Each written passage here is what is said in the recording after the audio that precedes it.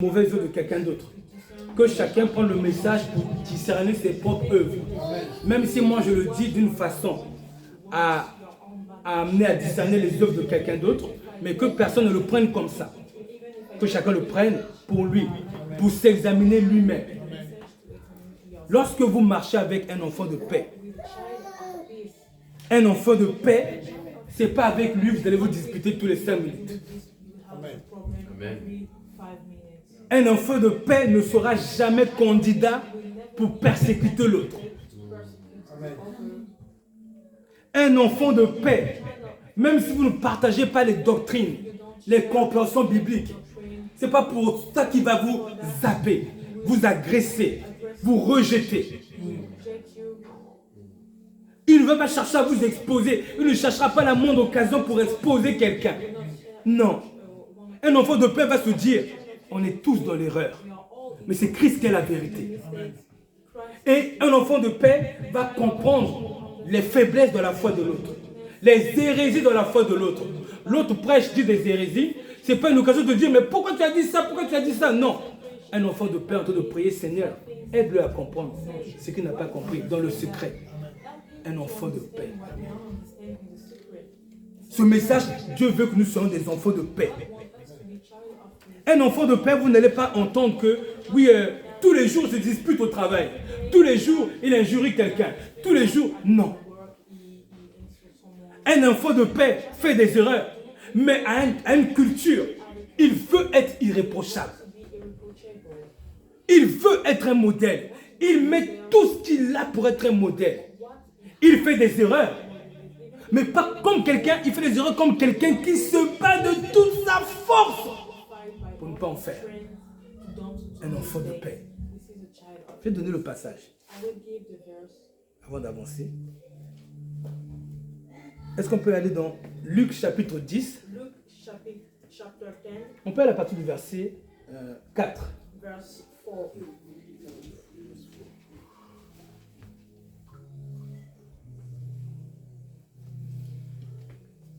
Donc Jésus envoie ses disciples. D'accord? Donc verset 2. Il leur dit la moisson est grande. Non, descends. Fais comme ça, c'est bon. La moisson est grande, mais il y a peu d'ouvriers. Mais priez donc le maître de la moisson pour envoyer des ouvriers dans sa maison. Il dit, partez. Voici, je vous envoie comme des agneaux au milieu des lots. Il dit, ne portez ni bourse, ni sac, ni souliers, et ne saluez personne en chemin. Continuons. Écoutez ce qu'il dit, mais à partir du verset 5. Dans quelques maisons que vous entreriez, dites d'abord que la paix soit sur cette maison. Et s'il se trouve là un enfant de paix, votre paix reposera sur lui. Amen, amen. Votre paix va reposer sur lui. Bon, on fait l'inverse. On a des Pierre, Jacques, Jean qui sont en train d'évangéliser partout. On a des enfants de Dieu partout. Quand ils rentrent chez nous là, est-ce que notre paix va se reposer sur lui? Est-ce qu'on va l'accueillir? Est-ce qu'on va le servir? Est-ce qu'on va le nourrir? Ou on va blâmer ses fautes? Dès qu'on a vu qu'il comprend mal l'évangile, non, c'est pas ça, débat, pam, pam, pam, pam. Les enfants de paix ne sont pas dans cet esprit-là. Les enfants de paix, ils peuvent voir que le bien-aimé a mal compris l'évangile, mais ce n'est pas ce qui les unit. Ce qui les unit, c'est le Christ. Les enfants de paix, quand ils voient que la conversation peut ramener aux disputes, ils en restent là. Ils s'éloignent du mal. Les enfants de paix,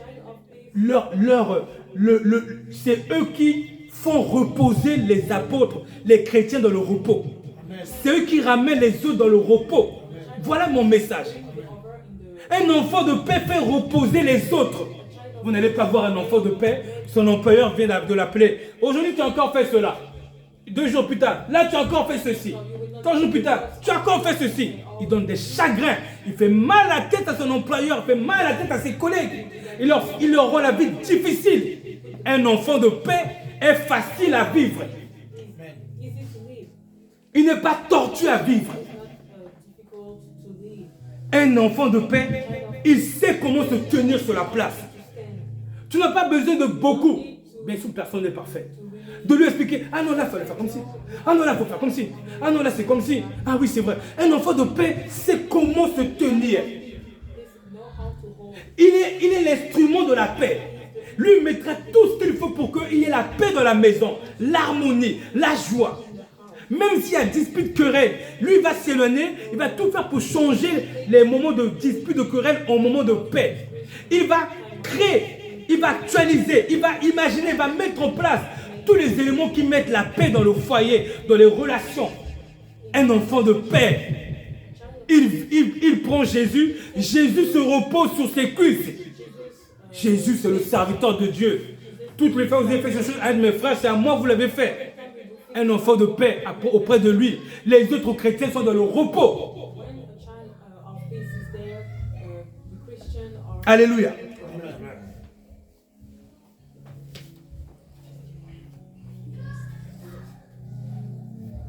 Un enfant de paix, ce n'est pas une femme querelleuse.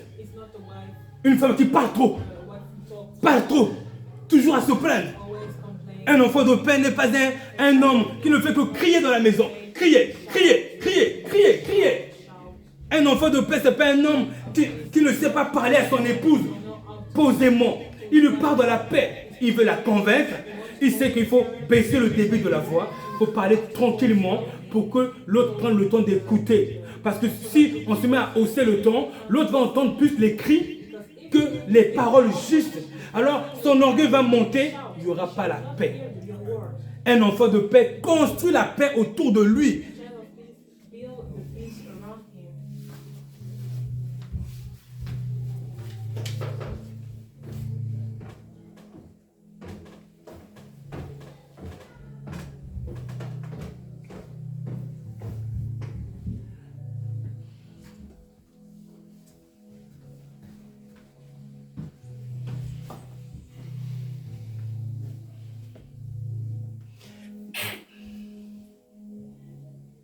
Normalement, un enfant de paix, et bien sûr, nous sommes en train de tous, on est en train de grandir dans cet état d'esprit.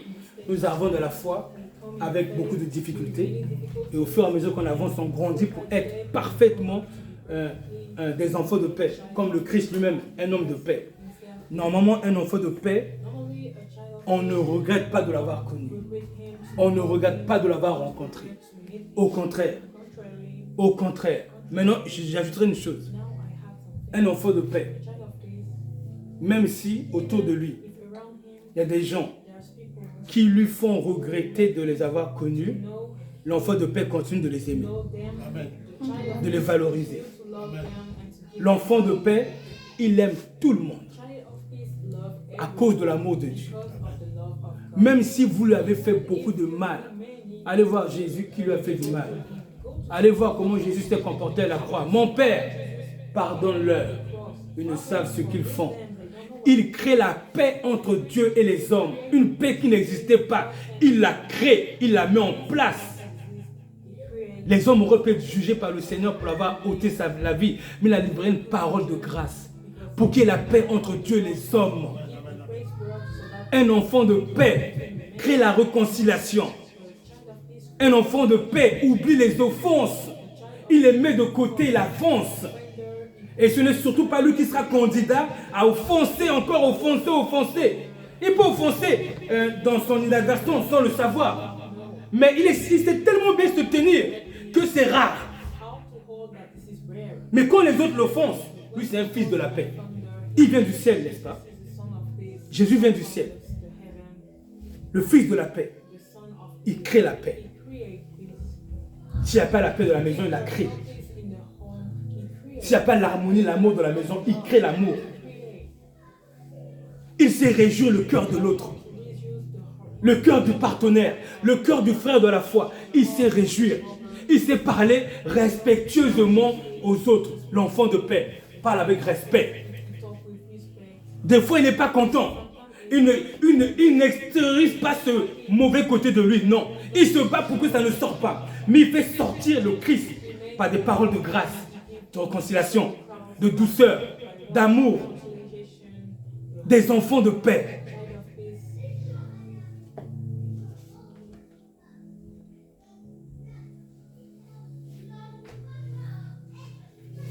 Je prends encore un autre passage.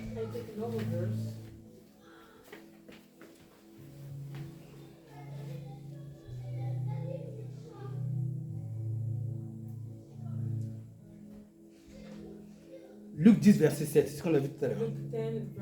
Au verset 7. Regardez ce que Jésus dit. Au verset 6, il a dit quoi? Si se trouve là un enfant de paix, de paix, votre paix reposera sur lui. Seigneur reviendra sur vous. N'est-ce pas? Ensuite, il dit, regardez, demeurez dans cette maison-là, mangeant, buvant ce qu'on vous donnera, car l'ouvrier mérite son salaire. Chez les enfants de paix, tu manges. Tu es reçu. Et quand tu manges, tu n'as pas l'impression qu'on te regarde. Ah, il me finit mon frigo, tout ça. Non. Chez les enfants de paix, tu te sens comme chez toi. Ce sont les enfants du Dieu de paix. La Bible dit le Dieu de paix écrasera Satan sous vos pieds. Et il va écraser Satan déjà où? Dans notre cœur. Il écrase Satan dans le cœur des enfants de paix. Satan et sa guerre, sa haine, son indifférence sont écrasés. Qu'est-ce qui va sectoriser? Un enfant de paix. À la ressemblance de Jésus-Christ, quelle image du Dieu invisible. Soyons des enfants de paix, bien-aimés. Ne soyons pas des enfants de guerre. Ne soyons pas de ceux qui causent les disputes. Et s'il se trouve qu'on a causé une dispute, ayons l'humilité d'aller nous excuser. Et ensuite de réparer. Réparer. Et excusons-nous comme des gens qui regrettent. Les enfants de paix quand ils tombent. Vraiment, pardonne-moi. Vous sentez qu'ils s'excusent vraiment. Il ne dit pas des excuses pour s'excuser verbalement. Il s'excuse vraiment. Parce que les enfants de paix, il n'est pas dit qu'ils ne feront pas d'erreur. Si, jusqu'à ce que Christ revienne, tous feront des erreurs.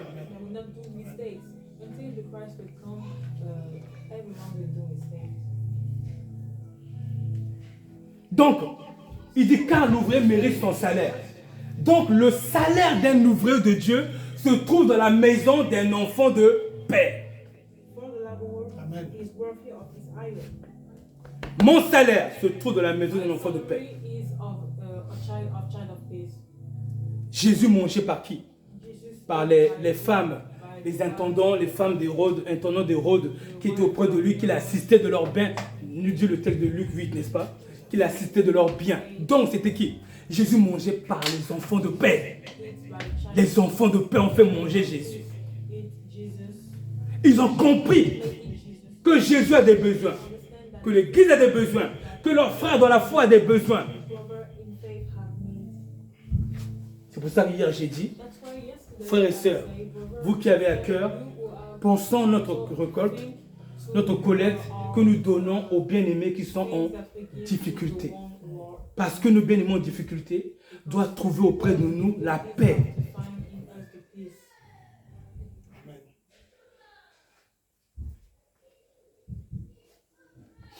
Alléluia. Est-ce qu'on veut bien être ces enfants de paix? Amen. Comme Jésus l'était lui-même.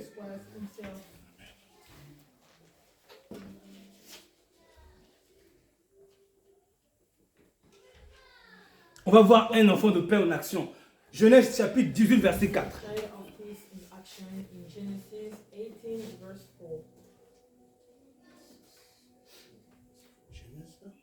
18, verset 4. On peut m'aller à partir du verset 1. Verset 1.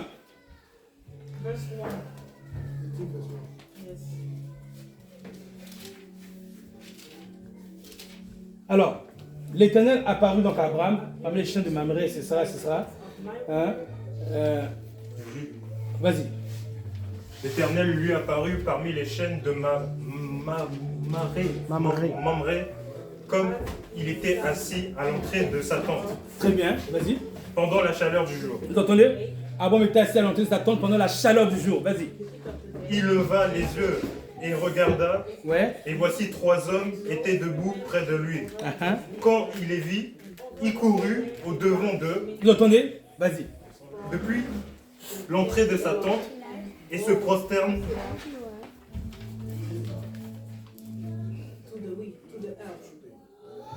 Et se prosterne en terre.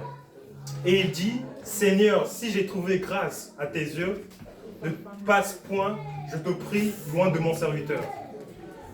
Permettez qu'on apporte un peu d'eau pour vous laver les pieds et reposez-vous sous cet arbre. Alléluia. Vous entendez? Regardez ce qu'il dit. Permettez qu'on apporte un peu d'eau. Pour vous laver les pieds.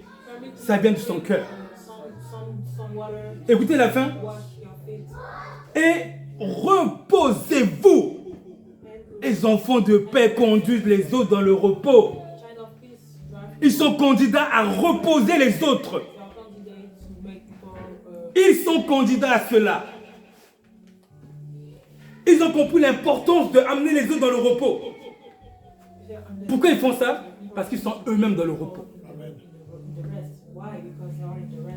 Ils sont dans le sabbat de Dieu. La Bible dit que Dieu, au 7e jour, se reposa de ses œuvres. Christ est notre sabbat. Le sabbat n'est pas une règle. Le sabbat est une attitude. Le sabbat, c'est un repos de Dieu dans lequel tout disciple rentre dans la victoire. Et qui est dans la victoire fait quoi? Moi, je suis dans la victoire. Ma maison est une maison de paix. Je vous ramène dans ma paix. Voilà ce qu'Abraham fait. Ma maison est une maison de repos. Je vous ramène dans mon repos. Alléluia. Dernier verset.